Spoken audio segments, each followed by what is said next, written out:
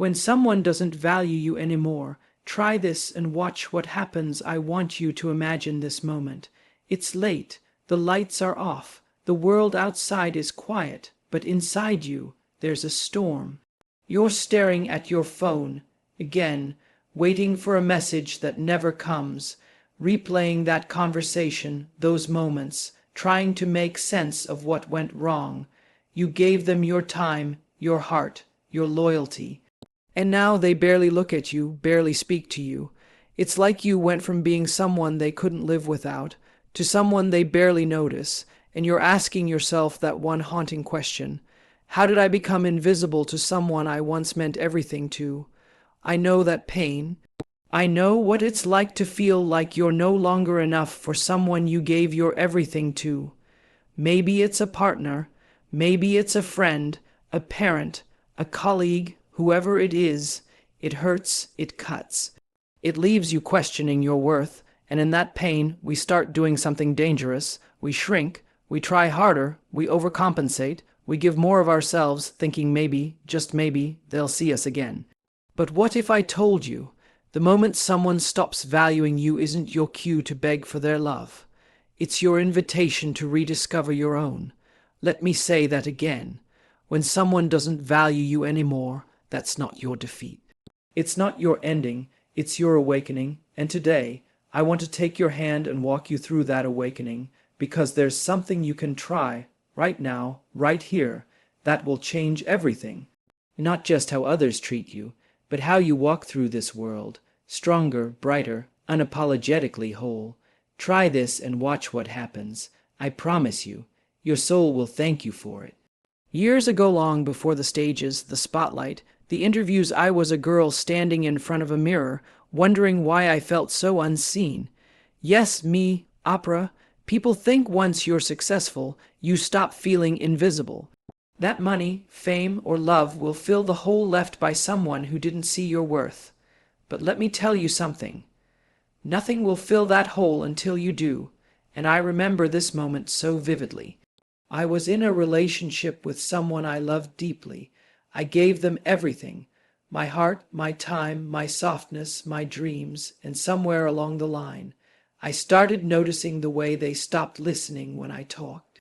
The way they no longer asked how I was doing, the way they stopped looking at me the way they used to. I was still showing up, still giving, still believing, but they were drifting, distant, cold. And I kept trying to pull them back, planning special moments, writing long messages, asking questions I already knew the answers to. Is everything okay? But what I was really asking was, do I still matter to you?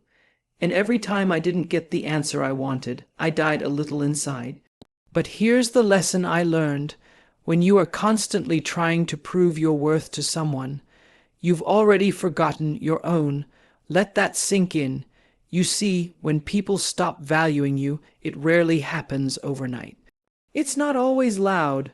Sometimes it's quiet and slow, like the sound of a faucet dripping at midnight, barely noticeable until your heart is drowning in it. And what do? We start asking the wrong questions. What did I do wrong? Why am I not enough anymore? How can I fix this? But the right question is, why am I staying somewhere my soul is starving? Because here's the truth, love, you are not hard to love. You are not too much. You are not too emotional, too intense, or too needy. You are just too real for someone who's lost in their own disconnect. And that's not your burden to carry. When someone doesn't value you anymore, your first instinct might be to do more. But today, I want to show you a different way, a more powerful way, a path that leads you back home, to yourself. Because when you stop chasing people who can't see your light, you start attracting those who can't help but be drawn to it. So let's walk this road together. Let's take this pain and turn it into your greatest comeback. Let's rediscover your value not through their eyes, but through your own reflection. And I'm going to walk you through exactly how to do that. Because when someone doesn't value you anymore, you don't shrink. You don't chase, you rise, and baby, you rise so high they can't even reach you anymore. Just because they stopped clapping doesn't mean you stopped being extraordinary. You see, the human heart has a hunger to be seen, to be acknowledged, to feel in the deepest part of your soul that you matter.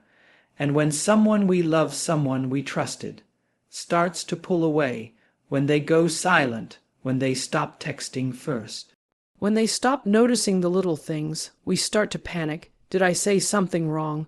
Maybe I should reach out again. Maybe if I do more, they'll love me again.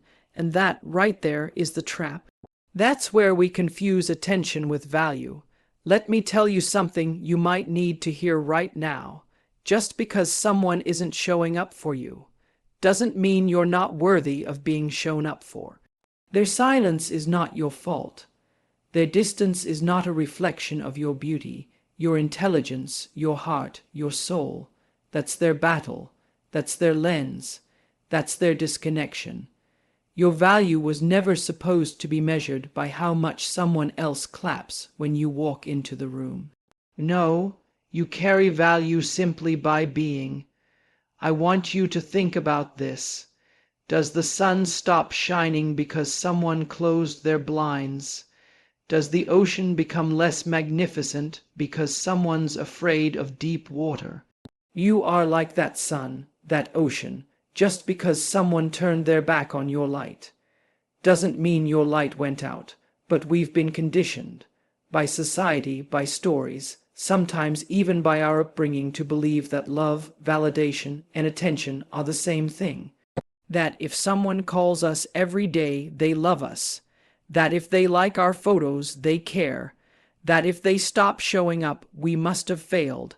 But listen closely, love, real value is quiet. Real worth is internal. It's not about who sees you. It's about how you see yourself when no one's watching. Let me share a story. Years ago, I met a woman after one of my shows.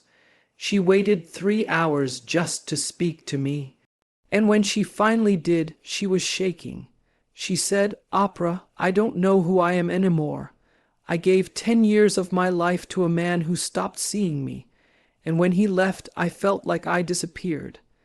And I held her hands, looked into her eyes, and said, "You were never invisible.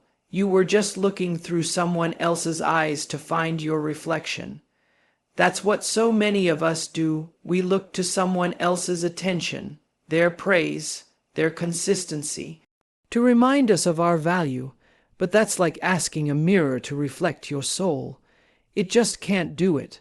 So today, I want you to take your power back. I want you to repeat this until it's not just words, until it's your truth. I am valuable even when unseen. I am worthy even when unchosen. I am enough even when ignored. Say it again, out loud, right now. You see, the pain of not being valued by someone you care about is real. It's not something to brush off or suppress. Feel it, acknowledge it, but don't let it redefine you. Don't let their blind spots rob you of your brilliance. Let me tell you something else. Sometimes people can't value you because they haven't even learned how to value themselves. And what do? We try to fix them, heal them, show them love. But you cannot pour love into someone else's cup if yours is bone dry. And your cup, my love, it's sacred, it's divine. You don't need to earn your worth. You don't need to hustle for love. You don't need to chase attention just to feel like you matter. You already matter. If someone doesn't see your light, bless them, release them, and shine anyway because the right people. They won't need to be convinced. They'll walk into your life already wearing sunglasses because your glow will be that strong. So let this be the first shift in your healing journey. Your value is not defined by someone else's inability to recognize it. Your value is yours, unshakable, eternal, God-given. And when you stop chasing the people who make you forget that, you create space for the ones who remind you of it every single day. If you have to run after love, it was never love. Real love walks with you, not away from you. Let's take a deep breath right now. Breathe in, hold it.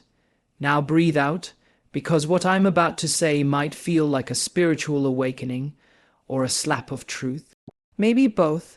If you are constantly chasing someone's love, approval, attention, or time, you are abandoning the most important person in your life. Listen to me, there is something sacred about your presence, something divine about your being, and every time you chase someone who is drifting away from you, you are sending a silent message to yourself. Their approval is more important than my peace. Their presence is more valuable than my self-respect. And baby, let me tell you, that's not love, that's fear. That's emotional starvation, and you were not born to beg. Let me say it louder for your soul. You were not born to beg for breadcrumbs of love. You were not created to shrink, to bend, to twist yourself into someone else's idea of enough. You are enough right now, without the reply, without the validation, without them suddenly realizing your worth. I remember a time in my life when I was running, not physically, but emotionally, running after people who wouldn't even turn around to see me. I was giving, texting, calling, explaining, showing up again and again, just hoping they'd finally say, "There you are, I see you, I choose you." But they didn't, and do you know what happened? I lost sight of the woman I used to be. I became a version of myself that was exhausted, anxious, emotionally bankrupt. All because I thought that love meant effort. But here's what I know now. Love should never feel like you're constantly proving your worth. Real love flows. Real love feels safe. Real love shows up for you consistently, honestly, without you having to chase it down. The moment you find yourself chasing, stop and choose yourself instead. Choose to walk away from conversations where you're only tolerated, not celebrated. Choose to stop responding to people who only text you when they're lonely. Choose to sit in your own silence rather than fill it with someone else's noise. Because every time you chase someone, you leave a part of your soul behind, but every time you choose yourself, you come home. And let me tell you something I wish I'd learned sooner. Your love is a gift, not a sales pitch. You don't have to perform to be loved. You don't have to audition to be wanted. The people who are meant to walk with you, they'll meet you where you are. They'll hold your hand without you having to beg. And if someone starts walking away, don't chase them. Let them go. I know it hurts. God, I know it hurts. But you cannot build a home in someone's heart if they keep changing the locks. You were not meant to be someone's backup plan, their emotional crutch. You are a divine being created in love, filled with purpose. And the moment you stop chasing people, the moment you stand still in your truth, the whole universe begins to shift, because when you choose yourself, you teach others how to treat you. When you choose yourself, you raise your standards from survival to sacredness, and that shift, that quiet inner decision to stop running and start rising, that is the moment your healing begins. You'll start to feel something strange, peace in the places where anxiety used to live. You'll stop checking your phone every 2 minutes. You'll stop wondering, what did I do wrong? Because deep inside you'll finally know the answer. I didn't do anything wrong. I just stopped choosing them and started choosing me. And one day soon, you'll look back and whisper to the person you used to be, "Thank you for letting them go.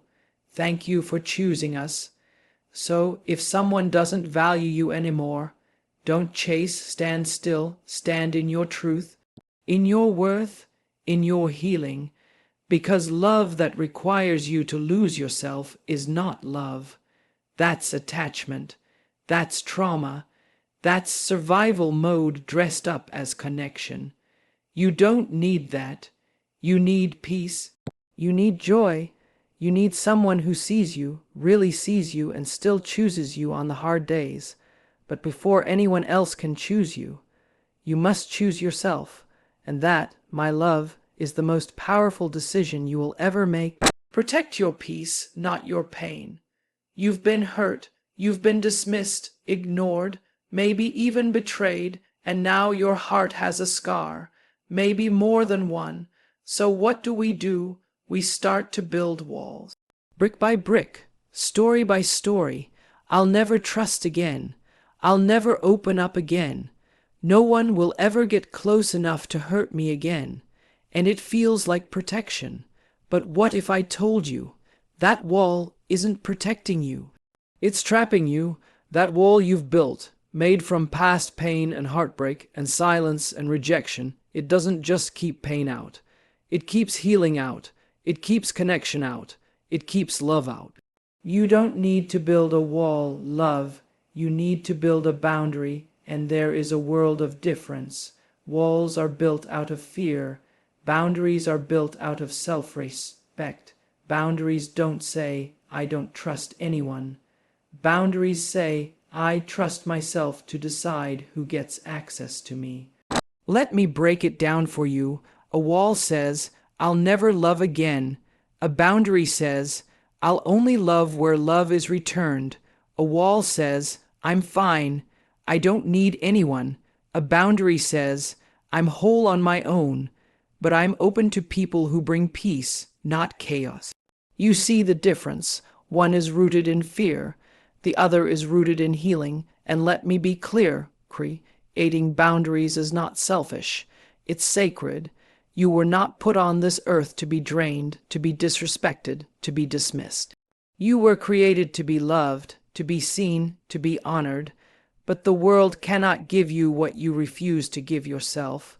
So what do healthy boundaries sound like? Sometimes they sound like, no, I don't have space for this right now. That doesn't work for me. I need time. I deserve to be spoken to with kindness. And guess what? You don't have to apologize for any of that. Boundaries are not about keeping people out.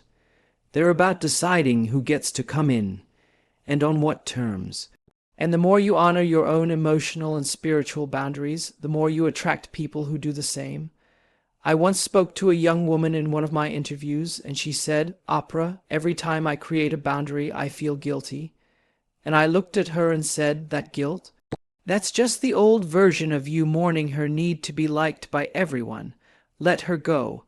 Because when someone doesn't value you, one of the most powerful things you can do is not scream, not chase, not beg, but to calmly, gracefully, and confidently say, this is not the space for me.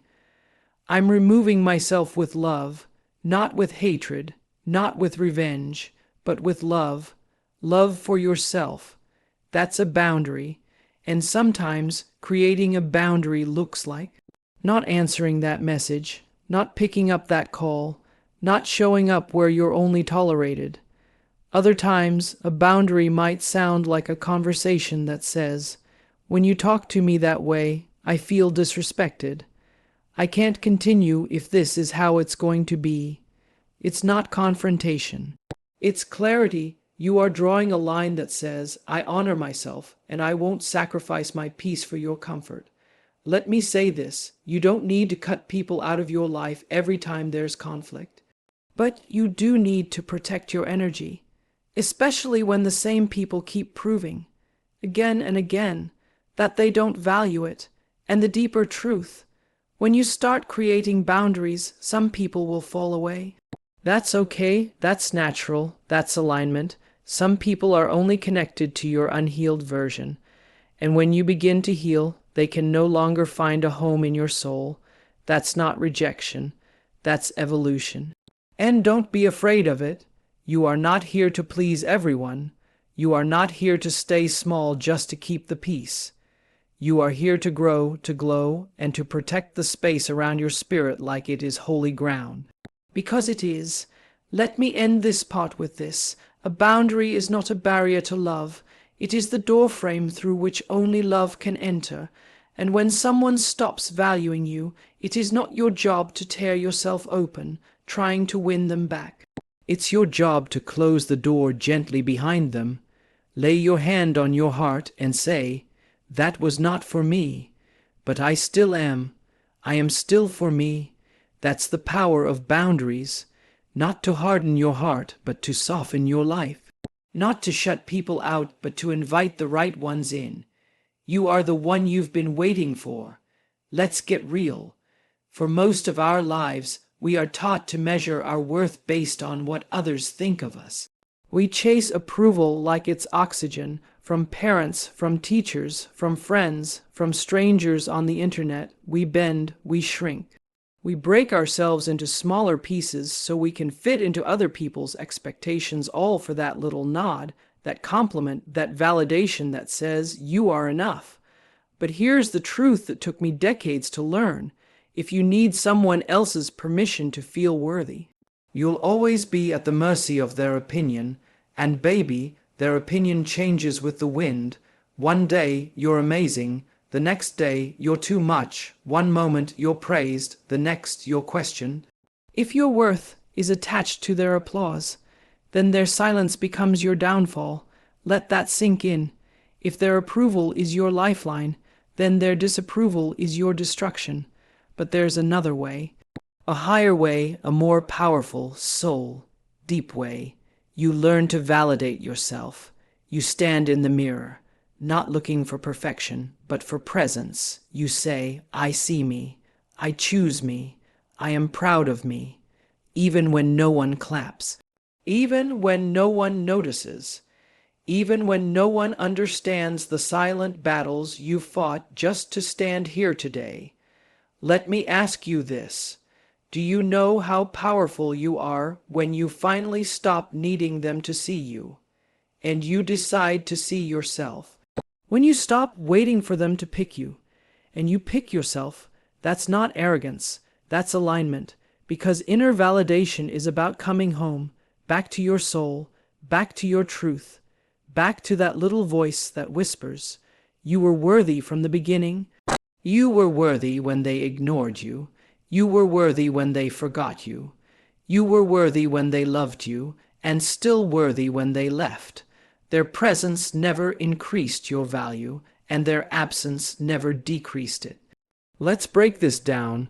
External approval says, if they like me, then I'm okay. If they validate my choices, then I must be right. If they clap for me, then I've done well. But guess what? People can only see you through the lens of their own story. Their own wounds, their own projections, their own insecurities. So why are you letting their broken lens define your reflection? Why are you handing over the keys to your self-esteem to someone who doesn't even know how to love themselves? Why are you sitting in a courtroom of opinions when you were never on trial? Baby, you don't need the world to approve of you. You just need to believe in your own voice again. So, how do you start validating yourself? You begin small. You acknowledge your efforts. Without waiting for a trophy, you celebrate progress, not perfection. You learn to say, "I did my best today," and let that be enough. You recognize when your energy was beautiful, even if it wasn't appreciated. You begin talking to yourself the way you wish someone had, and let me tell you, it's a process. Self-validation is a muscle. You don't develop it in a day. You build it every time you honor your truth over someone else's opinion. I remember one time early in my career, I did an interview that I thought went terribly. I walked away thinking, that was a mess. The media had their say. Critics had theirs. Even my closest friends shared their thoughts. But I had a moment alone, and in that silence I asked myself, did I show up with honesty? Did I lead with heart? Was I aligned with my values? The answer was yes, so I let that be my validation. And that moment taught me peace doesn't come from their applause. It comes from your alignment. Let's flip this script once and for all. You are not here to be everyone's favorite. You are here to be authentic. You are not here to please. You are here to live with purpose. You are not here to impress. You are here to express your soul.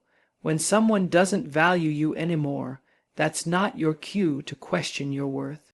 That's your cue to reconnect with it, to stand taller, to look inward, and to whisper to yourself, I am still here, and I am still enough. When you stop chasing approval, you start walking in freedom.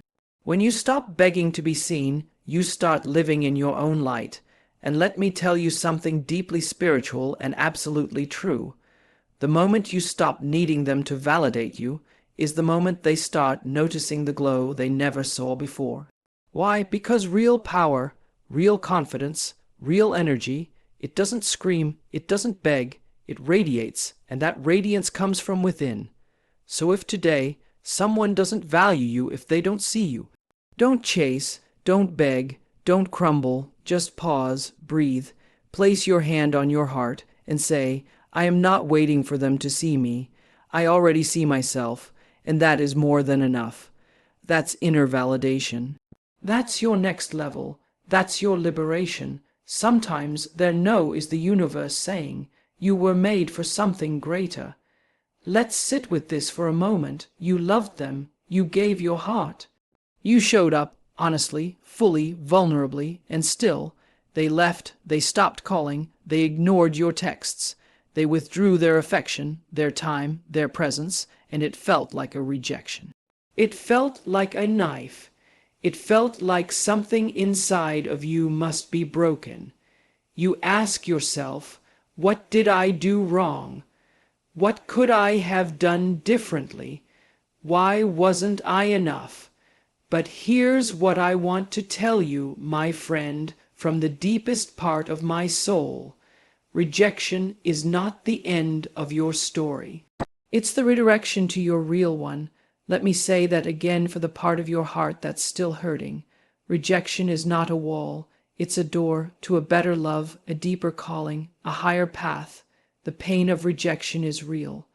But so is the purpose. Listen, I've been there too.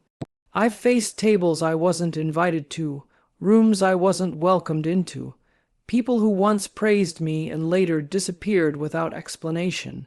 And every time it happened, I had to sit with that ache, that feeling of being discarded, abandoned, unseen. But every single time, without fail, that rejection led to something greater. I remember once not getting a job I thought I was born to do. I had worked for it, prepared for it, prayed for it, and when the phone rang and the answer was no, I was shattered. But 3 months later, I got the opportunity that would define my career. That rejection, that no. It was simply the universe making room for a bigger yes. Rejection isn't personal. It's directional, you see. Sometimes what feels like a closed door is actually a divine detour. Sometimes the person who left was only there to teach you how to love yourself more fiercely. Sometimes the opportunity that slipped away was only there to show you your resilience. Sometimes their silence is the loudest sign from the universe. This is not your home anymore. And if we're honest, many of us have stayed in places far too long where we weren't valued. We begged for crumbs. We accepted half love. We stayed in expired connections, trying to revive something that was never meant to last forever. Why? Because rejection scares us. Because endings make us feel unlovable. Because we confuse someone leaving with us not being worthy. But let me speak this truth into your soul. Their rejection doesn't define your worth. It reveals their inability to receive your light. Not everyone has the capacity to handle your love, your energy, your truth, and that's okay. Because when they reject you, what they're really doing is making space for someone who can. Redirection looks like this. You get passed up for a promotion, but it pushes you to start your own business. They walk away, and you finally walk back to yourself. You lose what you thought was the dream and realize the dream was too small for your soul. You cry, you heal, you rise, and you say, I didn't lose. I was being led. You didn't lose love. You were being led to true love. Starting with self-love, you didn't lose validation. You were being led to inner peace. You didn't lose opportunity. You were being led to destiny. Here's what you do when you're rejected. Feel it. Don't skip the grief. Don't silence the pain. It's okay to cry. It's okay to ask why. Healing requires honesty. Write it out, journal what you're feeling, write a letter to the person who hurt you. Even if you never send it, get it all out, reframe it, ask yourself, what might this be redirecting me toward? Reconnect with your power. Make a list of everything you bring to the table, not just what they didn't see, but what you finally see now. Take action. Channel your energy. Start the course. Launch the business. Join the class. Sign the lease. Say yes to the dream you postponed because you were waiting on their love. Let me tell you, some of the greatest souls I know became powerful, not in spite of rejection, but because of it. They were told you're not enough, and used it to become more than anyone expected. They were left behind and learned how to lead themselves forward. They were told you can't, and decided, watch me. Rejection awakens the lion in you when they no longer value you, when they ghost you, when they minimize your worth. That is not your cue to shrink. It is your cue to roar, because you were not meant to be caged by their limitations. You were meant to be liberated by your own awakening. And nothing awakens us faster than being told we're not worthy, because that's when the soul rises and says, oh really, watch me. And when you start walking in your truth unapologetically, powerfully, peacefully, that's when the shift happens. You stop chasing, you stop explaining, you stop proving, and you just become. You become the version of yourself you were always meant to be, not shaped by their acceptance, but sculpted by your own healing. So when they don't value you anymore, try this. Say thank you. Yes, thank you, because sometimes the biggest blessings come wrapped in pain. Thank them for leaving so you could finally arrive. Thank them for saying no, so you could hear the bigger yes inside of you. Thank them for rejecting you so you could stop rejecting yourself. That's the real transformation. That's the alchemy of the soul. That's what happens when you turn your pain into power. So remember, when someone doesn't value you anymore, don't fall apart. Rise up, not to prove anything to them, but to fulfill everything within you. Their rejection is not the end of your story. It's the beginning of your next, most powerful chapter.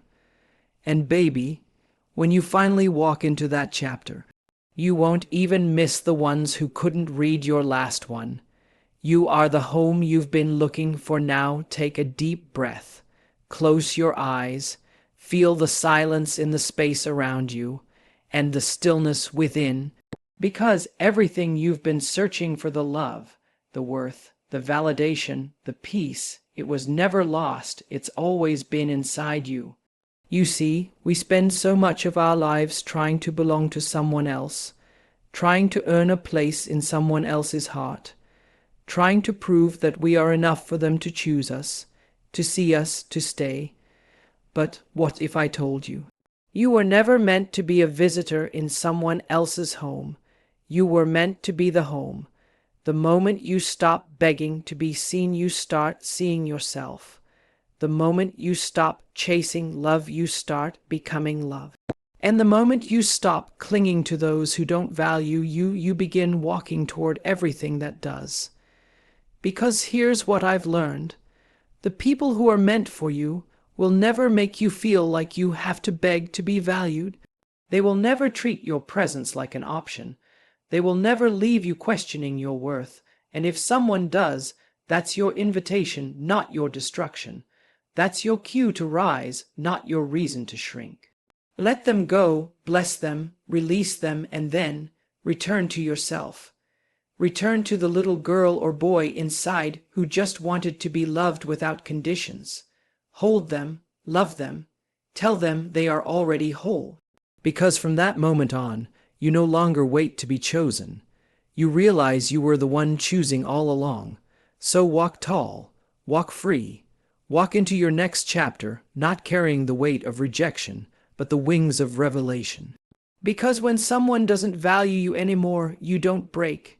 You bloom, and remember this. You are not too much. You are not too sensitive. You are not too emotional. You are not unworthy. You are just too rare for the wrong ones to understand. So stop shrinking to fit into spaces that were never made for your soul, and start expanding into the life that's been waiting on the other side of your self-worth. Because when you finally value you, the world has no choice but to follow. Now go and become everything they never saw in you, but you always felt in your bones. This is your time. This is your season. This is your becoming.